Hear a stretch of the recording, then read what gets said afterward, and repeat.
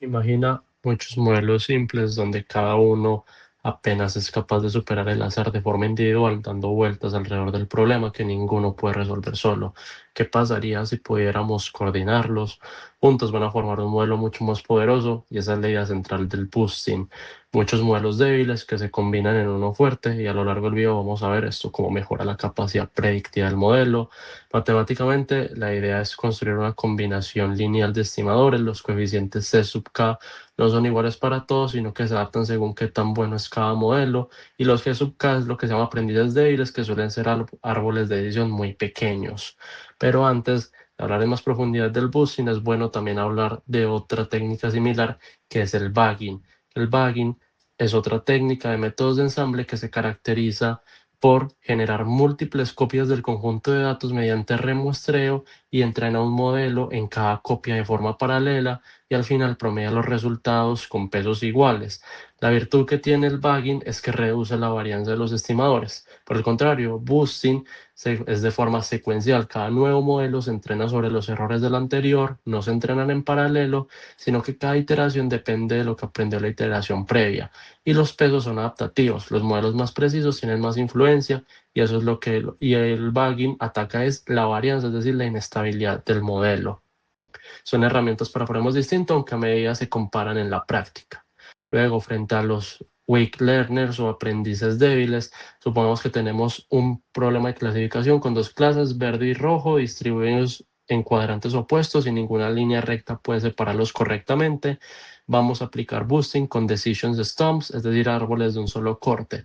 La primera iteración, el stump se encuentra el mejor corte vertical, pero hay puntos mal clasificados que van a ser priorizados por las siguientes iteraciones. Con cada iteración, el conjunto de stumps cubre mejor la estructura real de los datos y los puntos más difíciles reciben pesos progresivamente mayores, forzando el algoritmo a concentrarse en ellos.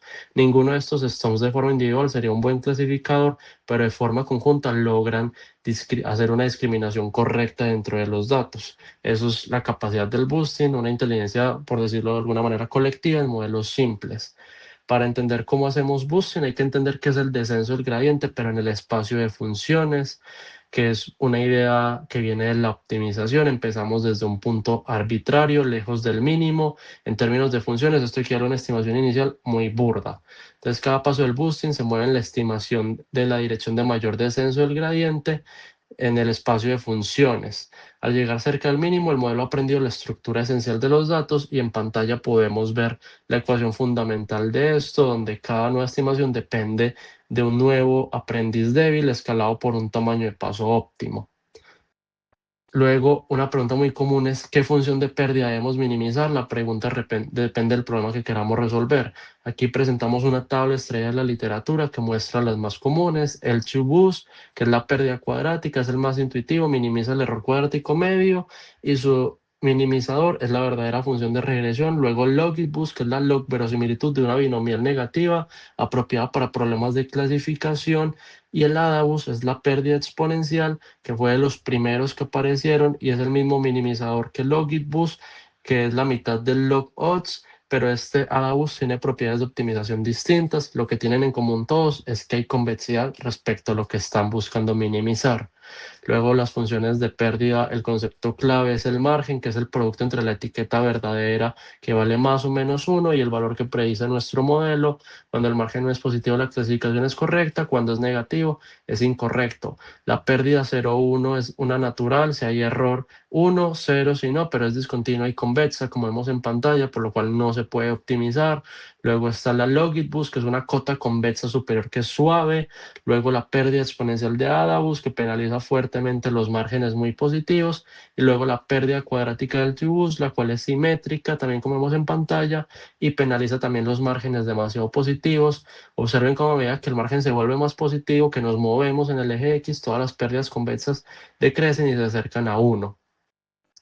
Luego, hablando a más profundidad del L2Boost, podemos estudiarlo a más detalle con un caso muy simple. Tenemos 30 observaciones con una relación no lineal entre X y Y y la línea verde tenue es la verdadera relación subyacente entre los datos. Queremos aproximarlo usando boosting.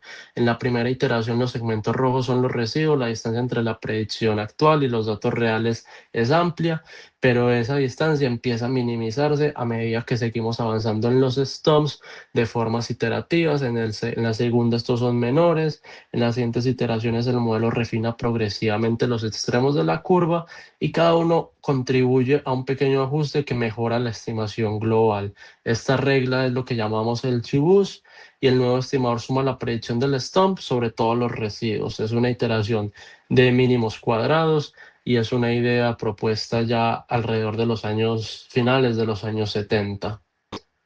Y aquí podemos ver la ecuación en pantalla de cómo ir haciendo las actualizaciones de forma secuencial. Ya después del LGBoost viene el Logitboost, que se utiliza a través de pasos de Newton, que es un método numérico, que es una variante. Este Logitboost es una variante más sólida. Podemos ver cómo empezamos con probabilidades iguales, asumimos que cada clase tiene un 50%. En cada iteración calculamos una pseudo respuesta, que es el residuo entre la etiqueta real y la probabilidad predicha, dividido por la varianza, lo cual esto es equivalente a lo que llamamos el gradiente de Newton en el espacio de funciones, volviendo nuevamente a lo que hablamos del descenso del gradiente. Los puntos más inciertos son aquellos donde la probabilidad predicha está más cerca de un medio y van a recibir mayor peso para que el algoritmo concentre su atención en estos. La actualización incluye un factor de un medio que proviene del paso de Newton a través de la matriz hessiana y es más conservador que el descenso puro de gradiente y en la práctica converge mejor. Y luego el ADABUS, que es el algoritmo que puso al boosting en el mapa del Machine Learning y que lo volvió tan popular. Todos los puntos comienzan con el mismo peso, 1 sobre n, hasta aquí es igual que cualquier clasificador estándar, pero ADABUS mantiene un vector de pesos que se va actualizando en cada iteración. Cuando un clasificador tiene baja tasa de error, su importancia sube y es alta y los puntos mal clasificados reciben mayor peso para las siguientes rondas. En la primera iteración el Stone comete errores, en la segunda se enfoca en estos, en la tercera algunos puntos ya vemos que se vuelven enormes, son los difíciles de clasificar, en la cuarta y quinta iteración el algoritmo sigue refinando y distribuyendo su atención de forma adaptativa según los errores acumulados y esta reponderación adaptativa es lo que volvió tan exitoso el Ladabus, que le permite concentrarse en los ejemplos más informativos que son los más difíciles sin intervención manual durante el entrenamiento. Ahora una pregunta común es ¿cuántas iteraciones necesito para el desempeño del modelo sea óptimo? Ahí podemos ver el error del entrenamiento en la pantalla que crece monótonamente con M, con suficientes iteraciones puede ajustar perfectamente cualquier conjunto de entrenamiento. Sin embargo, no hay capacidad de generalización. El error de test, en cambio, tiene un comportamiento, si lo siguiéramos extendiendo en U, donde el modelo aprende una estructura real, pero luego empieza a memorizar, que caemos en el overfitting. Existe un M óptimo que minimiza este error de generalización. Se suele encontrar a través de validación cruzada. Vemos además que a la izquierda del M óptimo caemos en underfitting, falta de ajuste. Luego ya podemos ver entonces cómo este boosting genera una frontera de decisión.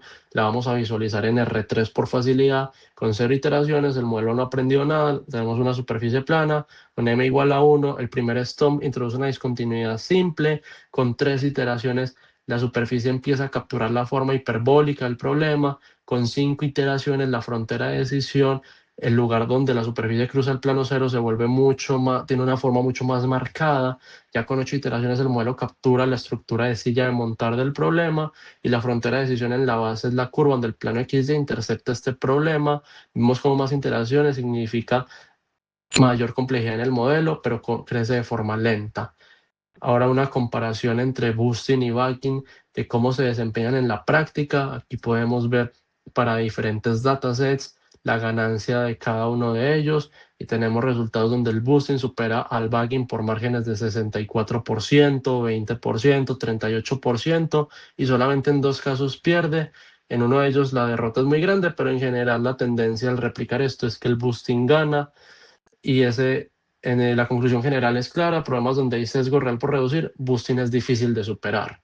Entonces podemos recordar varias ideas, el boosting combina modelos débiles, segundo, cada modelo corrige los errores del anterior, tercero, es descenso del gradiente, en funciones, no en el espacio de parámetros, cuarto, su mecanismo principal es reducir el sesgo del estimador base, el número de iteraciones es un hiperparámetro crítico y hemos elegido a través de la validación cruzada, y la elección de pérdida da lugar a 3 algoritmos principales: LTBoost, LogicBoost y AdaBoost, como vimos anteriormente. Y ese sería el video. El boosting es una técnica muy útil en todo esto de Machine Learning. Muchas gracias.